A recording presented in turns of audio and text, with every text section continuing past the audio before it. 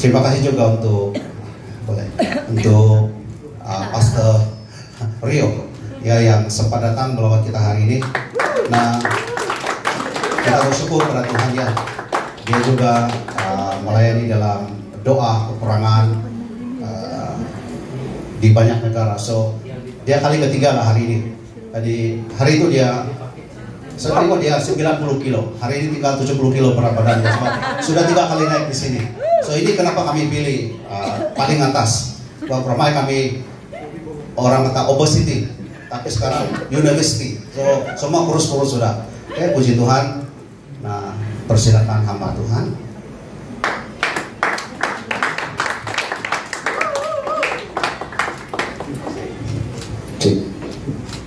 Ini mesti di atas kah atau saya boleh di bawah?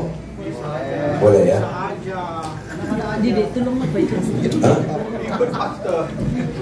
Lebih dekat, lebih mesra. Jauh banget di atas. Gampang Pak. Jadi kalau ada yang ngantuk saya bisa langsung lihat. Maafkan saya kalau saya bicaranya panjang karena biasanya di perkuliahan saya 1,5 jam minimal. 3 jam berapa? Gak apa-apa ya. Materi ini biasanya 4 jam. Oke. Saya sudah ada di multimedia. Nanti kalau tidak ada, saudara bisa minta dengan pihak gereja materi yang saya sampaikan. Lebih lengkapnya juga ada di channel YouTube saya Indonesia.Sofa. Nama saya Roy Daniel Sitepu dan saya sangat senang. Ini sebuah kehormatan bisa melayani, menyampaikan apa yang menjadi pesan Tuhan buat Bapak Ibu Saudara di tempat ini. Ini yang pertama kali saya ke gereja ini, mungkin ini yang kelima atau ketujuh kali mungkin ya ke Kuala Lumpur ya. Nah, saudara, ada dalam tiga kitab agama Hindu, Islam, dan Kristen. Di sana ada tertulis tentang sangkakala. Tapi yang paling tidak memahami sangkakala itu adalah orang Kristen. Kalau di Jakarta saya meniup sangkakala di jalan, di mall, di Car Free Day, orang Muslim akan bilang, wih malaikat, trompet malaikat Israfil, ini tanda kiamat. Kalau orang Kristen bingung, nah ini apa gitu saudara ya. Padahal di dalam agama Kristen ada begitu banyak lagu, pujian ya kan. Ada pujian gereja Pantekosta itu, kalabunyi, sangkakala. Di dalam Alkitab kita mungkin ada lebih dari 25 ayat yang menuliskan tentang sangkakala. Sangkakala ini bahasa Alkitabnya, bahasa modernnya namanya sofar. Jadi sama aja. Sofar dan sangkakala itu menuju kepada benda yang sama. Nah, saudara, Muslim dan Kristen tidak akan saya bahas. Dan secara agama Yahudi, maka ada minimal sekitar 10 hal makna dari peniupan sangkakala. Terutama ketika pada zaman Yesus sangkakala tidak dibunyikan, Yesus tidak meniup sangkakala karena itu maknanya sangat banyak. Salah satunya artinya angkat perang, angkat senjata, berperang melawan penjajah. Dan misi Yesus ketika datang ke bumi itu bukan membebaskan bangsa Israel dari penjajahan Roma.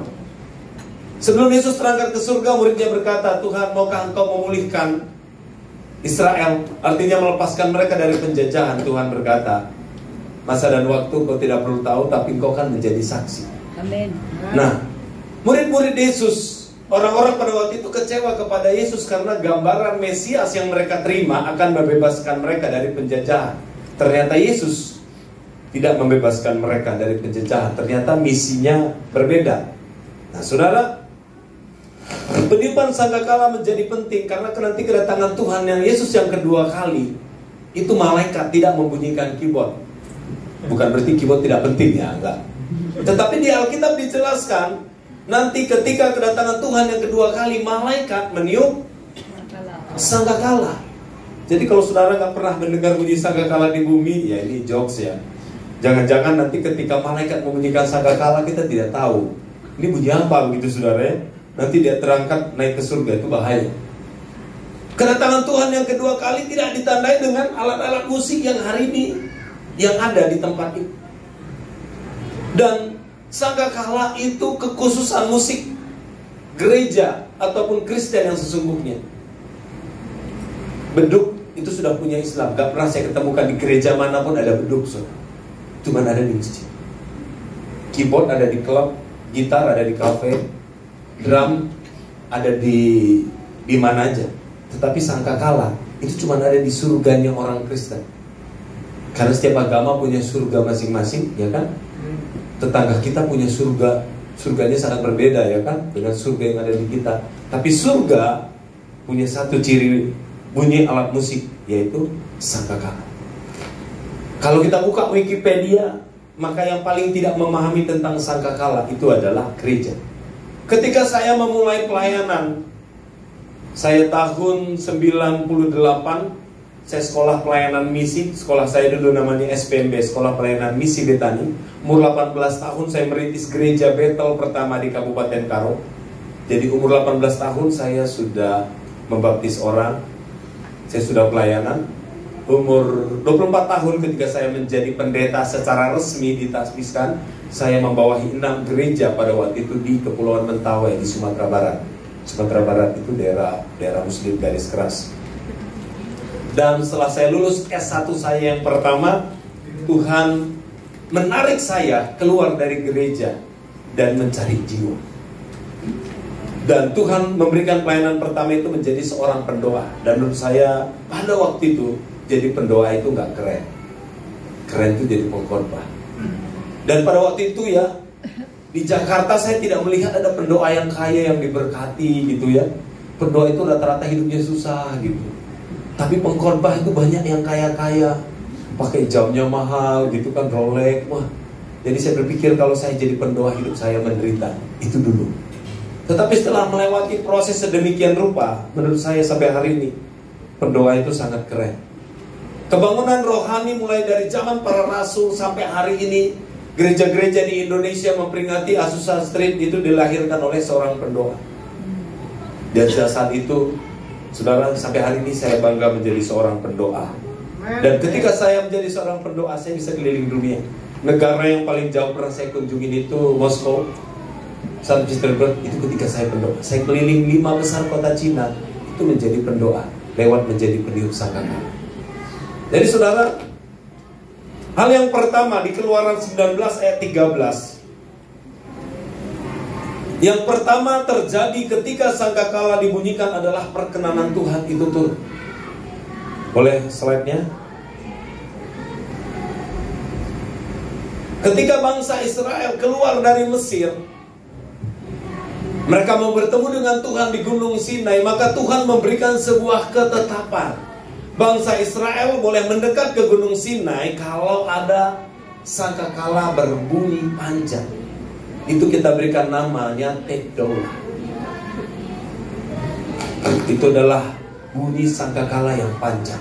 Nah saudara, di dalam Alkitab kita ada perjanjian lama dan perjanjian baru. Dan di sana ada begitu banyak perjanjian. Ada perjanjian yang paling keren namanya perjanjian garam. Ketika Tuhan mengokohkan tongkat kerajaan di bawah keturunan Daud dengan sebuah perjanjian garam. Maka sebagaimanapun jahatnya, brengseknya anak-anak cucu Daud, Tuhan berkata, oleh karena janjiku kepada nenek moyangmu Daud, maka kerajaan tidak berpindah. Anak cucunya Daud itu kurang lebih sama kayak Saul. Tetapi ketika Saul bisa berpindah kerajaan kepada keturunannya Daud, kenapa tidak berpindah? Karena ada perjanjian. Dan Tuhan memberikan perjanjian di dalam berbagai banyak hal, termasuk tindakan-tindakan profetik. Ketika Yeriko diruntuhkan, ada sebuah rumah yang isinya adalah penjahat semua, wanita pelacur dan beserta dengan konsumen-konsumennya gitu kan, rumah bordil. Itu satu-satunya yang tidak dihancurkan di Yeriko, karena ada sebuah perjanjian benang kirmis. Itu kekuatan sebuah perjanjian. Dan Tuhan menaruh perjanjian di dalam bunyi sangkakala. Kenapa begitu? Itu Tuhan punya hak prerogatif. Kalau kita ngurusin itu, berarti kita merasa lebih hebat dari Tuhan. Dan tidak mungkin. Dan di dalam firman itu juga ada yang namanya hukum dan ketetapan. Dan ada hal-hal yang Tuhan sudah tetapkan. Kenapa Tuhan pakai anggur melambangkan darahnya? Kenapa enggak yang lain aja? Sirup? atau mungkin susu gitu. Kenapa harus Tuhan pakai anggur? Menjadi lambang darah Yesus. Di sini perjamuan pakai anggur atau whisky? Paspor kadang-kadang. Ya. Tapi kita selalu menyebutnya di Alkitab itu adalah anggur yang melambangkan darah Yesus. Kenapa ya nggak ada yang lain? Itu namanya sudah ketetapan Tuhan. Jadi kalau kita bertanya, kenapa Tuhan pakai sangkakala gitu kan? Kenapa dari tanduk? Kenapa nggak dari bambu aja? Ataupun kayu? Kalau di Australia aborigin itu ada trompet dari kayu yang dilobangin. Nah itu Tuhan punya ketentuan, saudara. Jadi yang pertama adalah tanda perkenanan Tuhan. Yang kedua, Imamat 25 ayat 9 dikatakan begini, lalu engkau harus memperdengarkan bunyi sangkakala ini di mana-mana. Dalam bulan yang ke-7 pada tanggal 10 bulan itu, pada hari raya pendamaian, engkau harus memperdengarkan bunyi sangkakala itu di mana-mana di seluruh negeri. Maka yang kedua, tadinya saudara malaikat yang membunyikan. Menurut saya saudara, kalau malaikat yang membunyikan berarti sesuatu yang penting dan bermakna. Karena malaikat sangat berbeda dengan kita manusia. Malaikat, benda yang dia pegang, warna jubah yang dia pakai, gerakan apapun yang dimiliki malaikat itu penuh dengan makna. Beda dengan kita. Kita kan kadang-kadang lebih banyak yang sia-sia. Kenapa pakai baju merah? Ya saya senang aja merah. Nah itu kan manusia begitu. Kalau malaikat enggak, saudara. Kenapa dia pakai warna emas? Kenapa dia pakai warna tembaga? Itu semua penuh dengan makna. Jadi kalau sesuatu yang dipegang oleh malaikat, itu sesuatu yang bermakna. Gitu saudara. Tetapi tadinya sangkakala yang dipegang oleh malaikat ini Tuhan berikan kepada manusia, dan Tuhan memberikan sebuah ketetapan di mana pada hari raya pendamaian tandanya sangkakala dibunyikan. Kalau kita pergi ke Israel dan ada begitu banyak gambar di mana ada tabut perjanjian dibawa oleh para imam, benar saudara? Maka di depannya ada para imam yang meniup sangkakala tanduk domba. Dan kemanapun tabut perjanjian ini dibawa, maka di depannya harus diawali dengan yang namanya pendamaian, dengan tanda bunyi sangkakala. Kenapa saudara? Karena hadirat Tuhan tanpa pendamaian itu menghasilkan namanya penghakiman. Tetapi yang namanya dosa dan pelanggaran bertemu dengan pendamaian itu namanya grace. Ada anugerah, ada pengampunan, maka ketemu hadirat Tuhan tidak menimbulkan kematian.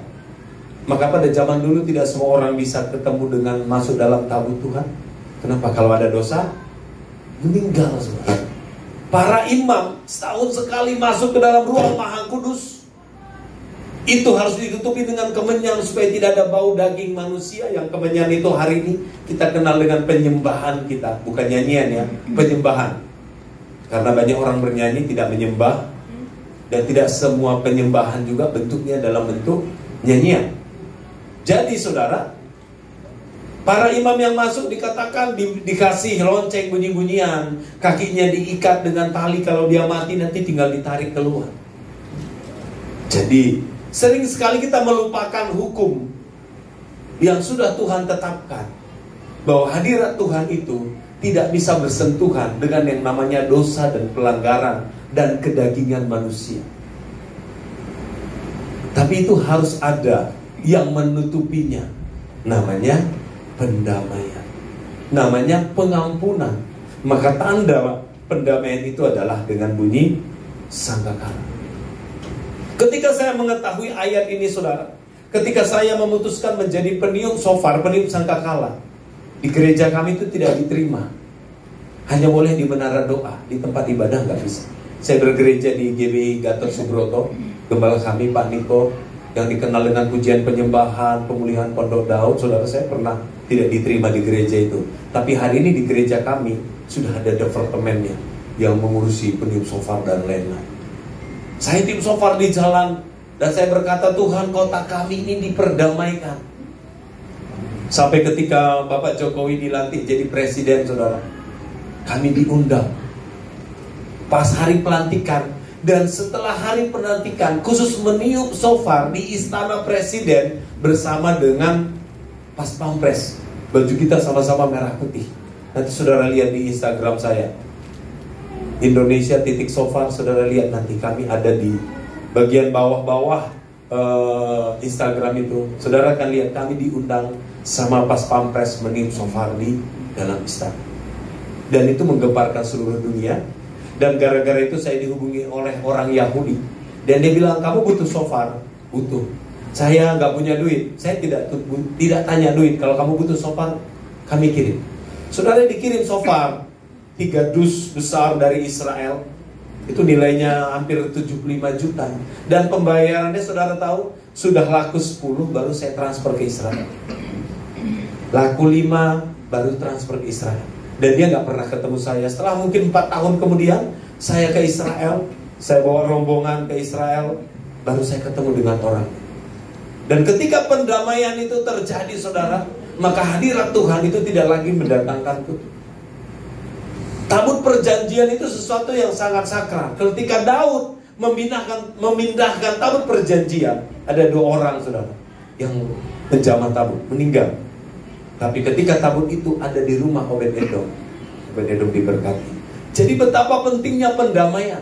Saudara bisa bayangkan, Yesus harus menjadi manusia dan mati di kayu salib, darahnya harus tercurah cuma demi sebuah pendamaian. Yesus itu datang ke muka bumi ini cuma untuk mendamaikan kita. Dan itu yang membuat orang Israel menjadi kecewa dan tidak menerima dia menjadi Mesias sampai hari ini sebagian orang. Karena Mesias itu datang harus membebaskan bangsa Israel dari segala jenis penindasan. Tetapi Tuhan melihat paling penting itu adalah pendamaian. Orang gereja tidak memahami pendamaian. Tapi coba saudara belajar kepada orang Yahudi betapa mahalnya sebuah pendamaian. Mereka harus bawa kambing, berapa harga kambing. Itu cuma untuk dapat pendamaian. Ya kan? Kita kan dengan mudahnya, yang penting waktu dosa sudah diperdamaikan, gitu saudara ya. Tetapi Tuhan memberikan makna yang sedemikian. Ketika saya mempercayai, saya pergi ke gunung manapun, ke negara mana, kemana bangsa manapun, saya pasti akan menyerukan pendamaian. Dan setiap saya meniup shofar tidak pernah asal meniup. Saya tahu saya tiup shofar ini supaya terjadi pendamaian atau hal-hal yang lain-lain, begitu saudara. Yang ketiga, bilangan 10 ayat 9. Dan apabila kamu maju berperang di negerimu melawan musuh yang menyesatkan kamu, kamu harus memberi tanda semboyan dengan nafir. Saya satu hari dipanggil oleh Bapak Petrus Agung Purnomo almarhum, datang ke Semarang. Dan itu cukup menggetarkan saya 2 hari, 1 hari lah gak bisa tidur. Karena pesan itu sampai lewat Bu Ripka dan ke salah satu ketua Yayasan Mahanaim, namanya Pak Abraham Henry. Dan saya dibilang begini, kamu bikin dosa apa? Gak ada, kenapa? Kamu dipanggil sama Pak Agung. Wih, saya pucat. Emang kenapa? Iya, kamu bikin salah apa ini? Pokoknya besok kamu berangkat ke Semarang. Ini tiketnya. Gitu saudara ya. Saya mulai pucat. Mulai dari hari sampai besok saya udah jantungan. Begitu sampai di Semarang, saya di Holy Stadium. Saya ada namanya Pak Hasto, itu bercanda terus kerjanya. Saya dulu dipanggil kumis saudara. Tapi sekarang sudah gak dipanggil kumis lagi. Karena dulu ada 3 Roy itu di Mahanaim, 3 dan cuma saya yang berkumis. Jadi untuk membedakan nama Roy itu, ya saya dikasih nama kumis. Jadi nickname saya dulu kumis. Jadi begitu saya nyampe di Holy Stadium, mereka bilang, kamu bikin apa? Wah, kamu parah kamu ini. Itu ditungguin sama Pak Agung loh. Kamu, wah, saya tambah pucat sudah ada keringat dingin kebetulan. Sampai di sana, silahkan duduk. Terus beliau bilang, kamu kenapa? Iya Pak, saya ada salah apa Pak? Enggak ada, emang kenapa? Semua orang bilang dari kemarin saya ada salah. Makanya Bapak panggil saya, enggak, bukan begitu. Silahkan makan dulu, saya udah sebentar. Dia bilang begini, beliau bikin lagu kan, This Land Is Mine, itu ada suara sofarnya. Dan itu kesana saudara, saya sengaja cuma buat direkam sofarnya. Dan Bapak bilang begini, saya disuruh Tuhan mau pergi menginjakkan di negara manapun harus membunyikan shofar. Dan saya tidak bisa membunyikan shofar, jadi kamu datang ke sini supaya bisa rekam suara shofar. Cuma gitu doang saudara. Habis shofar saya ditiup, direkam, saya dikasih makan, saya pulang lagi ke Bekasi. Karena dia bilang Tuhan berikan ayat ini, dimanapun ketika sangkakala dibunyikan, Tuhan mengingat. Tapi bukan hanya mengingat, tiba-tiba ketika saya datang ke Kuala Lumpur, saya meniup shofar, Tuhan bukan hanya mengingat, oh ada orang Kristen di Kuala Lumpur, bukan saudara. Tiba-tiba dia ingat setiap doa, perkataan, iman, nubuatan yang pernah disampaikan di kota ini. Tiba-tiba di hari yang sama itu terkumpul saudara. Itu seperti di surga itu ada dua cawan, cawan murka Allah dan cawan doa kita. Tiba-tiba itu semua dipenuhi dan hari itu Tuhan turunkan lawan. Amin. Jadi saudara, di mana kita membunyikan sangkakala, maka Tuhan tiba-tiba mengingat kita. Kalau tidak tiup sangkakala, Tuhan tidak ingat dong. Nah, kita tidak bahas itu saudara. Tapi yang jelas, saudara mau diingat Tuhan? Amin. Beli sangkakala saudara.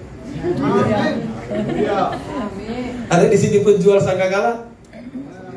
Enggak, saya menjual khusus di Indonesia. Ya, tidak boleh. Ini areanya tidak boleh rebutan. Kalau ada yang jual sangkakala di sini, jangan lupa perpuluhan masuk di gereja ya. Kalau transaksinya di gereja, perpuluhan harus masuk di gereja. Nah, saudara diingat Tuhan. Dimanapun ketika saya melakukan peperangan rohani, saudara, orang bilang sesimpel itu, sesimpel itu. Tetapi kadang-kadang kita tidak percaya. Ketika bangsa Israel berperang, Musa cukup mengangkat tangan dan kemenangan terjadi di tengah-tengah bangsa Israel. Musa turun tangan, mereka kalah. Sesimpel itu, saudara. Jadi tergantung kita percaya atau tidak. Yosua 6 ayat 4 sampai 5. Maka salah satu yang terjadi, yang keempat saudara, ketika sangkakala dibunyikan terjadilah terobosan. Ini jenis bunyinya ini sefarim. Sefarim itu maknanya terobosan. Itu tiupan yang sekali tarik napas dibagi dalam 3 bunyi. Jadi sefarim itu seperti ini.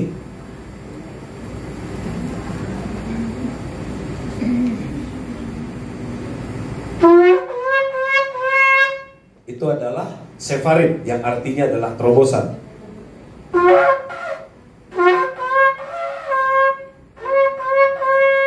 Nah, kira-kira sefarim seperti itu tanda terobosan.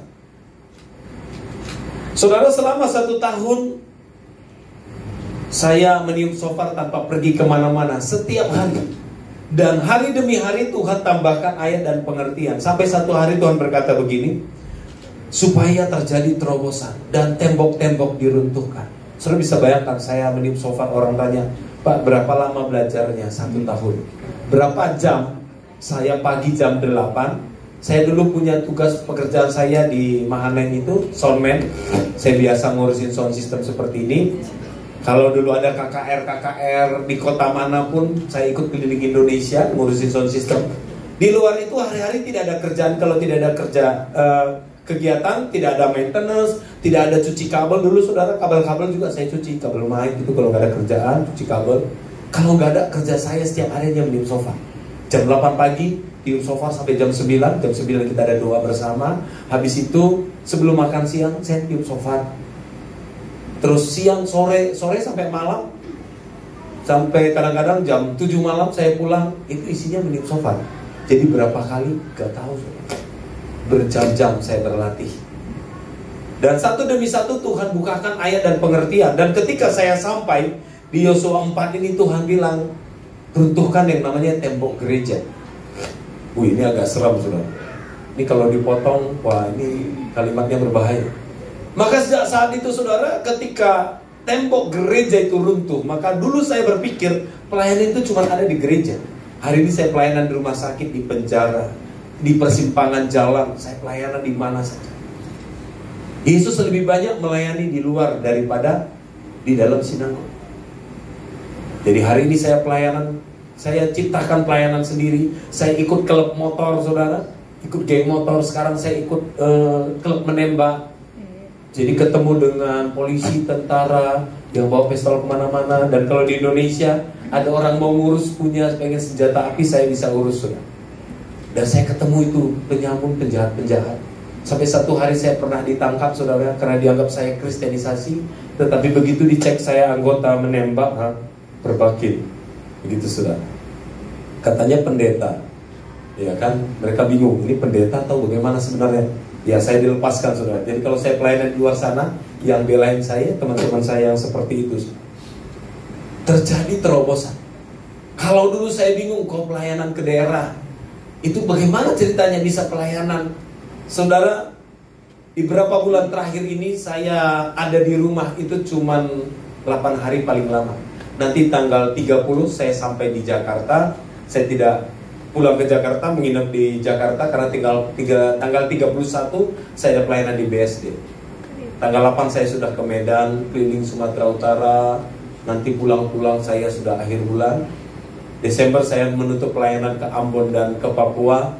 Bulan sebelumnya saya ada keliling Kepulauan Karimun, nanti juga balik ke Karimun, ke Riau. Itu kalau dikumpulin uang tiketnya lumayan itu.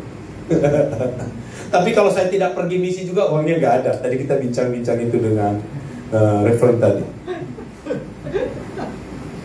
Kalau Rio lebih hebat lagi, saya lihat statusnya hari ini di surga, besok sudah di Mars, ya kan? Luar biasa. Nah saudara, terjadi terobosan. Dan kalau hari ini saudara mendengarkan bunyi sangkakala, mungkin saudara nggak punya sangkakala. Kenapa kita penting mengikuti, mengerti saudara? Saya satu hari, saya masih jadi tugas soundman, dan saya sudah memuridkan shofar. Dan tiba-tiba saya punya wakil di yayasan Nafiri Indonesia, itu adalah ministry saya, berbentuk yayasan. Dia meniup shofar di depan, dan bunyinya itu adalah berkali-kali dia bunyikan itu sefarin. Dan saya di belakang saudara. Saya langsung naik ke atas kursi, saya ambil dompet saya. Saya bilang, Tuhan, hari ini saya terjadi terobosan keuangan. Amin. Karena sedang dibunyikan adalah terjadi terobosan. Jadi ketika nanti saya bunyikan sangkakala saudara harus menangkap ini apa ya? Ini terobosan. Saudara sebutkan apapun yang kau ingin alami terobosan dalam hidup, pekerjaan kah, pelayanan, apa saja, Tuhan pasti lakukan. Amin. Yang kelima saudara, Hakim-Hakim 7 ayat 18, maka bunyi sangkakala itu mengaktifkan pelayanan malaikat. Sepanjang sejarah peperangan bangsa Israel, mulai mereka keluar dari Mesir mengalahkan bangsa-bangsa yang lain di tanah Kanaan, mereka berperang pasti menggunakan tombak. Apa saudara? Tombak, pedang, lembing, apalagi panah. Tetapi ketika Gideon berperang, Tuhan tidak menyuruh mereka memakai tombak ataupun pedang, tetapi memakai sangkakala. Ketika musuh mereka mendengar bunyi sangkakala, dikatakan mereka saling membunuh. Saudara pelajari nanti ayat itu. Dikatakan yang satu mengarahkan pedang kepada yang lain, mereka saling membunuh cuma dengan membunyi sangkakala. Peperangan kita bukan melawan darah dan daging. Kalau saudara sepupu kita berperang melawan dengan takbir gitu kan, bakar, bunuh, kan kita nggak begitu saudara. Kan kita tidak pernah mengizinkan membunuh orang lain dengan yang penting sebutkan haleluya, bunuh, bisa bunuh agama lain, kan nggak ada saudara. Nggak bisa, nggak ada. Saya belum pernah menemukan ajaran kita boleh membunuh orang lain asalkan teriakan takbir kita haleluya gitu kan. Itu kan sama-sama takbir saudara. Cuma di sana Allah gitu kan. Kita juga punya takbir, haleluya, itu takbirnya kita saudara. Tapi tidak pernah diizinkan untuk kita bisa saling membunuh. Caranya bagaimana saudara? Pakai malaikat, biar mereka yang saling membunuh. Ketika kami pelayanan di Indonesia, kami menjangkau saudara-saudara kita yang lain saudara. Yang bela kita ya sama mereka yang ribut. Ada yang bilang, kamu mau datang ke sini. FPI itu pernah demo saudara kemana ya? Ya kan? Ada yang mati pemimpinnya, ada yang akhirnya dibelain sama sesama muslim juga. Ya, jadi ketika di mana sangkakala dibunyikan, maka itu akan menggerakkan pelayanan malaikat. Saya pernah pelayanan doa peperangan ke Kamboja. Kalau saudara masih ingat film Tomb Raider, mungkin itu umurannya saya ke atas ya, masih muda-muda nggak tahu. Itu film menunjukkan bagaimana patung itu hidup. Ketika saya di sana meniup sangkakala di salah satu patung Buddha tertidur, itu katanya kuil 1000 peramal. Jadi ada 1000 pendeta di sana sedang meramal. Saya meniup sangkakala di sana. Dan kami punya penterjemah, ada pendoa di sana yang mendampingi kami. Saya meniup shofar, menurut dia pucat saudara, mukanya pucat. Begitu saya tiup, mulai bangun satu demi satu patung itu. Di sana patungnya gabungan Hindu dengan Buddha. Semua mulai bangun, dan hitungan ke-6 patung itu sudah di depan saya. Tetapi begitu saya tiupan shofar yang ke-7, dia bilang ada malaikat yang pedangnya sampai 4 meter. Itu di belakang saya. Begitu tiupan ke-7, ke-8, malaikat itu sangat banyak datang, semua itu dihancurin sampai jadi debu. Begitu 12 mau selesai. Habis itu saudara, kami turun, setiap lihat kuil dimanapun di jalan itu saya tiup shofar.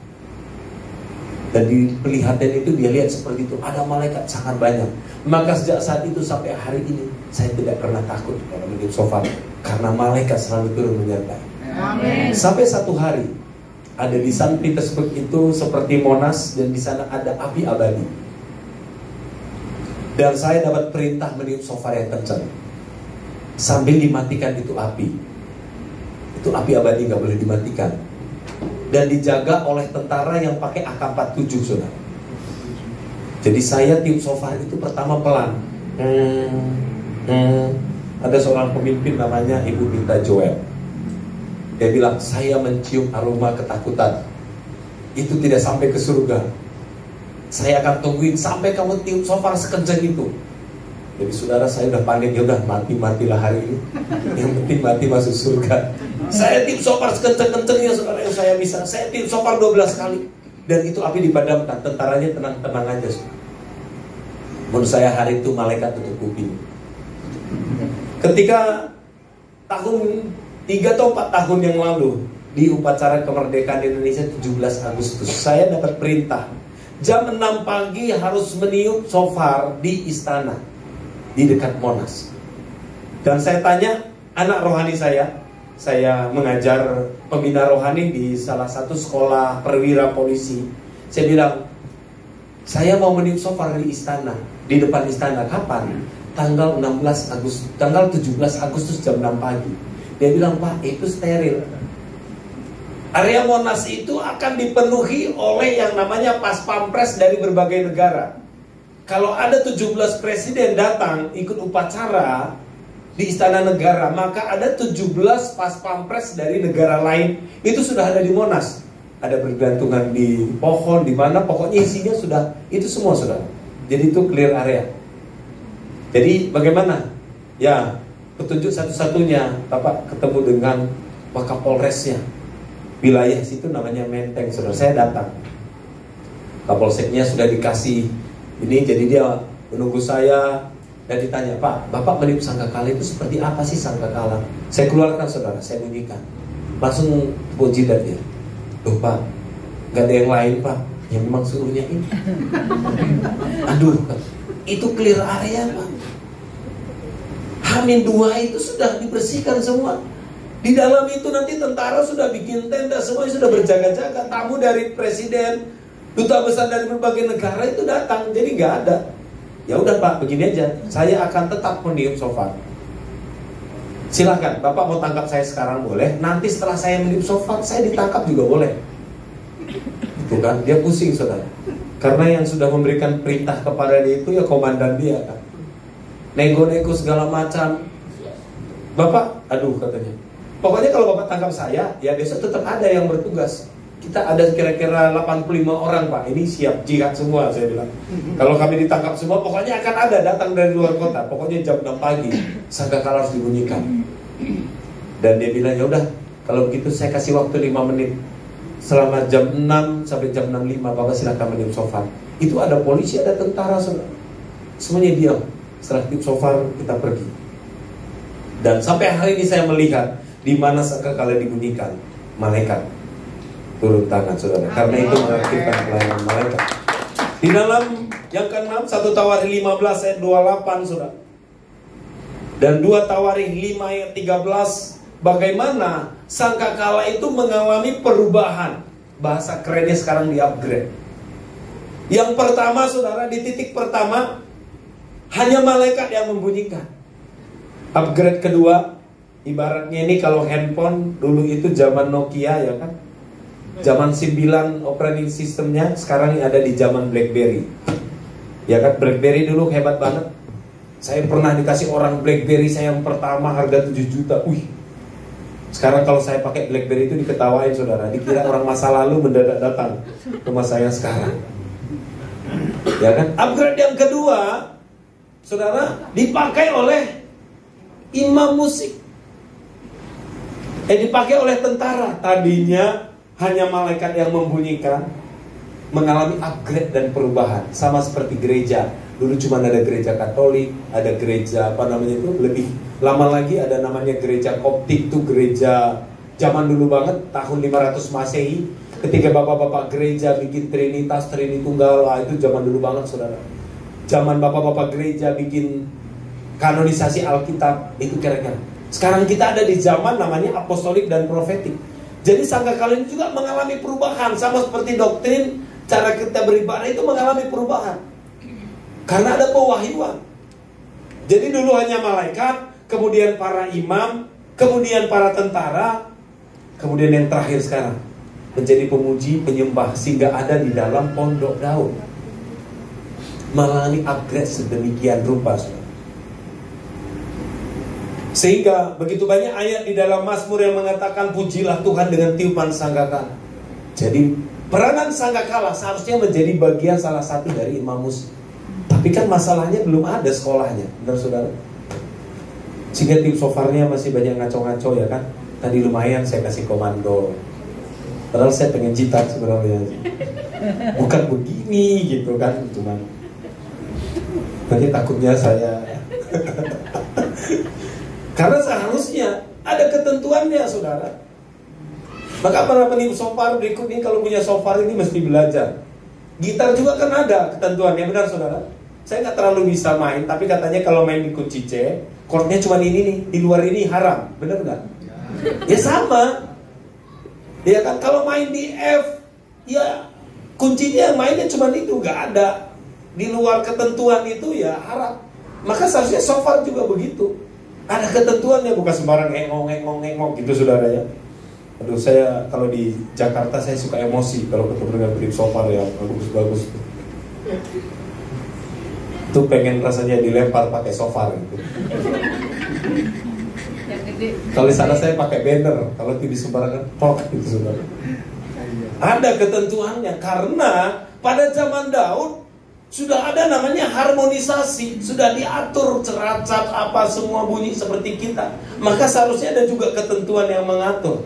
Ketika shofar ada di dalam gereja, maka ada satu ketetapan hukum yang nggak boleh dilanggar, namanya harmonisasi. Gitu saudara. Jadi saya sering kalau saya pelayanan di Jakarta, banyak pendeta bilang, aduh Pak, ini shofar di tempat ini udah kayak ini katanya, nonton bola gitu, nano gitu. Jadi banyak juga gereja akhirnya dibuat pelatihan. Buat pelatihan baru di audisi, baru dikasih license gitu kan. Jadi kalau ke gereja harus, dulu kita punya ID card. Dan di ID card itu ada tanda khusus. Yang ada ID card itu yang bisa meniup shofar kalau dalam ibadah. Dulu di acara Bahtera karena banyak, jadi dibikin ID. Di luar yang punya ID tidak tanggung jawab saya. Karena saya dulu sering dimarahin. Wah itu meniup shofar tuh.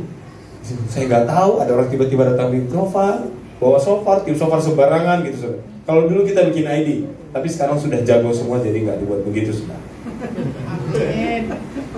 Haleluya. Yang ke-8 Yoel 2 ayat 1, tiuplah sangkakala di Sion dan berteriaklah di gunungku yang kudus. Saudara, Yoel 2 ayat 1 inilah yang dinantikan gereja hari-hari ini.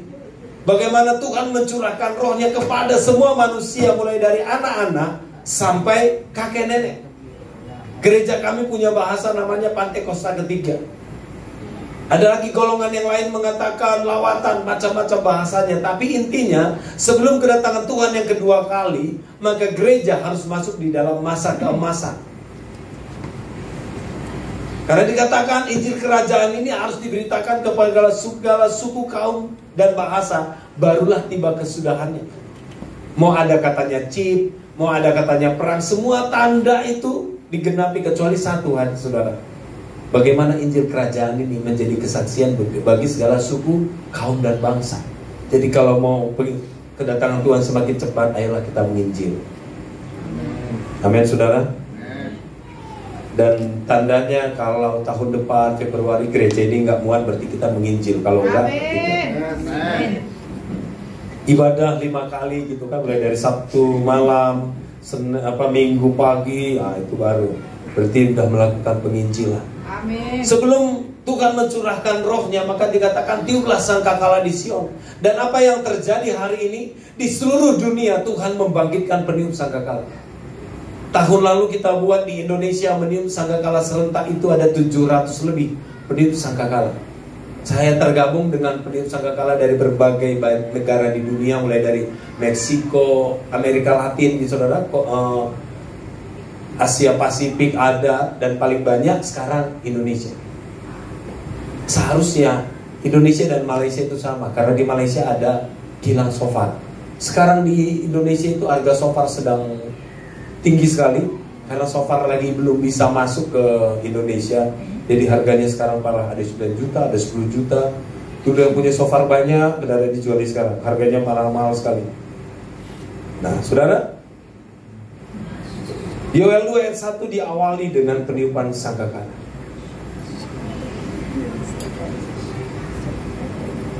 2 Samuel 6 ayat 15 sampai 16, saudara. Daud dan seluruh bangsa Israel mengangkat tabut Tuhan itu dengan diiringi dengan sorak-sorai dengan bunyi sangkakala. Yang 9 ayat yang terakhir, Zakaria 9 ayat 14, Tuhan akan menampakkan diri kepada mereka dan anak panahnya akan melayang keluar seperti kilat, dan Tuhan Allah akan meniup sangkakala dan berjalan maju dalam angin badai dari selatan. Dan saya selalu bilang, nanti kalau Tuhan Yesus datang kedua kali, dia bawa sangkakala. Jadi saya sangat berbahagia sekali kalau saya menjadi peniup shofar. Mungkin saya nanti barisan yang ketiga, ya kan?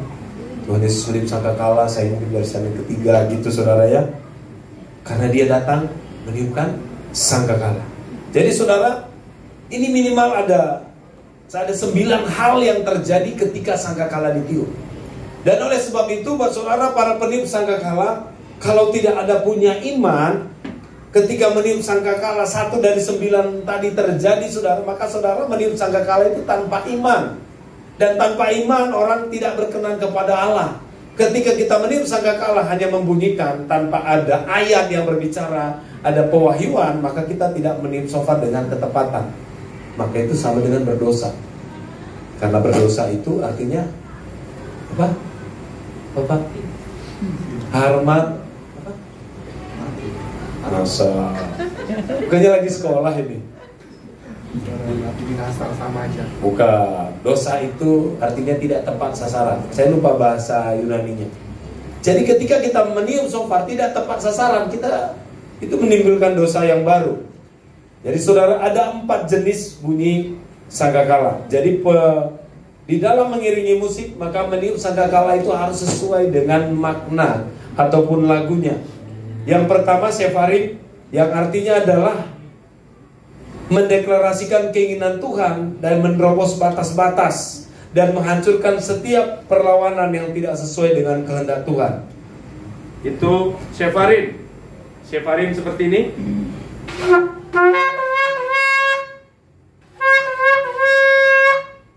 Itu sefarim. Kemudian yang kedua itu teruah. Itu untuk sebuah alarm atau suara yang mengejutkan, digunakan untuk mengumumkan secara tajam kedatangan Tuhan di tempat itu. Ini harus 9 kali, jadi latihannya lumayan. Saya dulu latihannya dari pelan makin kencang. Kemudian yang ketiga tekia, artinya kerajaan Tuhan datang, kehendakmu jadilah. Itu tekia. Jadi ujung belakangnya lebih naik ke atas, tidak datar. Kemudian yang terakhir tegdola, ini artinya kabot ataupun kemuliaan Tuhan dinyatakan.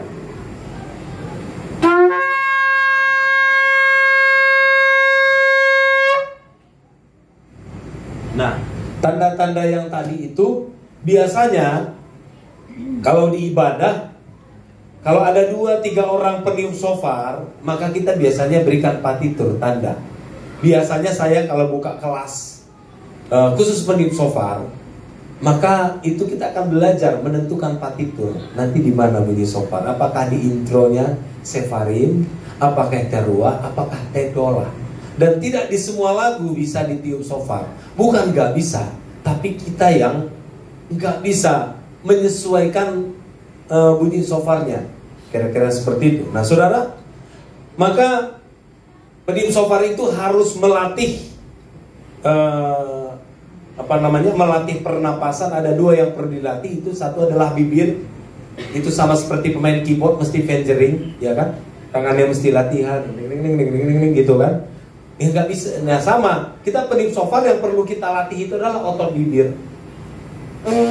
Yang kedua itu perut, karena perut ini yang menyimpan, menahan udara.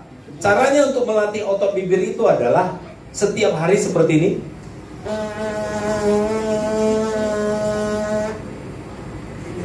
Dan kedua, untuk melatih otot perut, maka meniup shofar sepelan mungkin dan selama mungkin.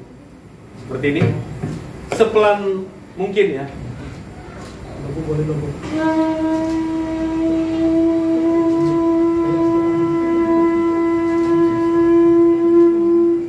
Maka yang pertama yang memberikan reaksi adalah perut yang kram. Nanti perutnya sampai panas di ototnya. Sama seperti kita squat jump, kan otot paha yang kram. Ini otot perut. Nah, baru kita mulai melatih dari pelan tadi.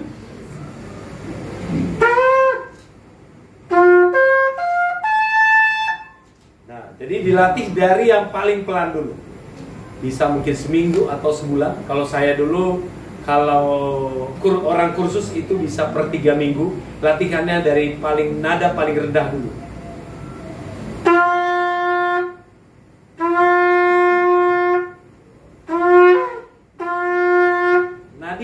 Latih nada itu sampai tidak berubah selama mungkin 3 minggu bisa. Setelah itu baru ditambahkan sedikit anginnya, ditambah tekanan anginnya.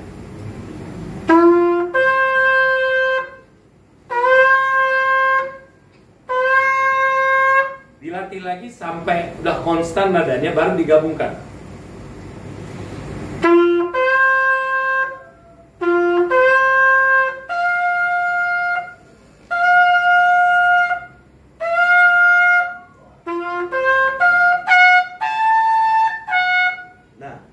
Fungsinya adalah ketika ada lagu tadi, nadanya di mana kita bisa menyesuaikan. Apakah tiupnya mulai dari atau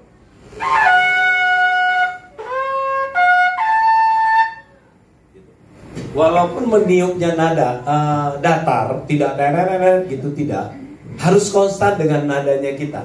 Saya sering ketemu di gereja.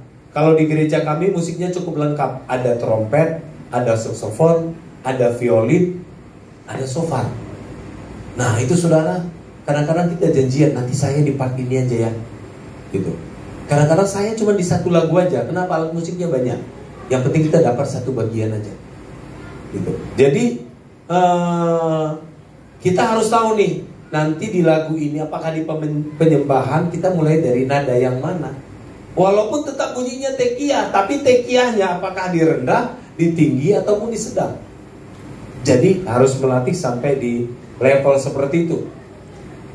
Nah, tapi kalau saudara nggak bisa, anggaplah saya nggak punya kapasitas. Berarti saudara masuk di bagian yang kedua. Karena peniup shofar ini punya 2 jurusan. Jurusan pertama imam musik, jurusan kedua pendoa. Kalau pendoa saudara lupakan yang tadi. Teroret itu nggak ada saudara. Itu cuma dibutuhkan satu keberanian, tekad, dan nekat saudara. Karena ini saudara peperangan rohani. Saudara turun ke jalan, datang kuil, ke gunung, kemana saudara tim shofar di sana. Itu modal iman. Tuhan, aku percaya hari ini malaikat Tuhan datang, ini patung diruntuhkan, saudara tim shofar di sana. Resikonya apa? Ya palingan ditangkap polisi sekali 24 jam, dilepaskan. Udah modal begitu saudara. Tapi ya pastikan ketika saudara di dalam doa keliling atau meniup shofar dimanapun, saudara mendapat rema dari firman Tuhan. Kalau Tuhan bilang pergi, ada patung apa tadi yang di pinggir itu, yang besar sekali itu? Ya itu kan tempat penyembahan berhala. Menurut Tuhan itu perzinahan. Saya datang ke sana, Tuhan mau dikuduskan, diperdamaikan, supaya ini tidak menjadi celah. supaya kota kami tidak seperti Sodom dan Gomora, supaya terjadi pendamaian. Berarti saudara pegangnya pendamaian. Maka aku percaya Tuhan, kalau aku meniup shofar di sana, maka Kuala Lumpur, Malaysia akan diperdamaikan kepada Tuhan. Saudara pergi ke sana, tiup shofar. Tapi harus ada ayat yang jelas, ada reman yang jelas, ada dasar yang jelas, ada iman yang jelas. Itu saudara lupakan. Degiyah, degdolah, pokoknya saudara tiup shofar di sana. Nanti malaikat akan tuntun. Dan itu saya lakukan, saudara. Saya setiap melakukan peperangan rohani, tiup shofar di gunung manapun, di daerah manapun di Indonesia, saudara.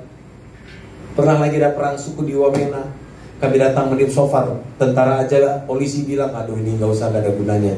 Tapi kami meniup shofar, saudara, semuanya diam. Mereka bilang, ini Tuhan Yesus mau datang, gak jadi perang, saudara. Tadi ini udah panah-panahan.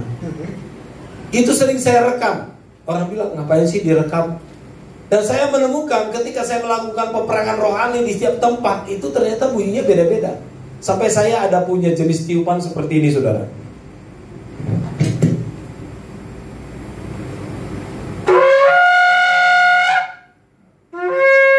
Aslinya kan begitu. Jadi ketika melakukan peperangan rohani, tiupan shofar menjadi yang berbeda-beda. Gitu. Jadi saudara tinggal nanti ikut mau yang mana.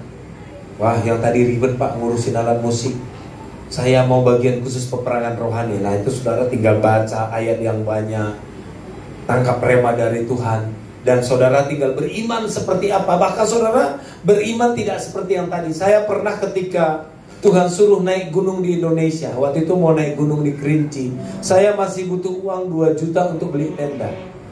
Dan saya tiup shofar, saudara. Ada seorang ibu di Kalimantan, sekarang ada di Salatiga, namanya Ibu Ermida EKD. Dia WA saya, BlackBerry BBM, waktu itu masih BlackBerry. Dia bilang, Roy, kamu habis tiup shofar? Iya tante. Wih, emang kenapa? Iya, bunyinya sampai ke Palangkaraya. Hah? Apa bunyinya? Kamu butuh uang 2 juta. Kayaknya nggak 2 juta deh, saya dengar 2 juta. Jadi minta nomor rekening 2 juta, ditransfer. Padahal hari itu saya bilang, Tuhan saya lagi butuh duit tiup shofar. Itu gak ada ayatnya di Alkitab. Tapi saya beriman. Ketika saya pengen sekali pelayanan ke Papua, wih ke Papua tiketnya 6 juta, itu sudah ke Jepang pulang pergi, saudara. Saya modal tiup shofar 1 bulan, tiba-tiba saya diundang ke Freeport, naik helikopter saudara ke Freeport. Tiket pulang pergi Garuda dibayarin 6 juta, pulang pergi 12 juta. 12 juta kita itu sudah ke Kuala Lumpur berapa kali bolak-balik itu. Naik Air Asia walaupun delay 2 jam ya kan. Itu sudah bisa. Makan siang kita di Kuala Lumpur, makan malam di Kinabalu, balik lagi makan malam di Kuala Lumpur ya kan. Terus transit ke Singapura 12 juta saudara itu. Saya mendadak diundang sampai ke Freeport. Modalnya apa? Tiup shofar saudara. Jadi kalau hari ini orang nanya begini, emang sesakti itu sangkakala? Ya enggak sih, tapi Tuhan berikan perjanjian dan ketetapan. Seperti di dalam minyak dan anggur ya kan. Dan ketika saya mempelajari, saya punya kesimpulan yang sederhana. Sangkakala ini akan menjadi pedang di tangan pahlawan. Amin. Dan menjadi kecapi di tangan penyembah. Amin. Amin saudara, mari kita bangkit berdiri.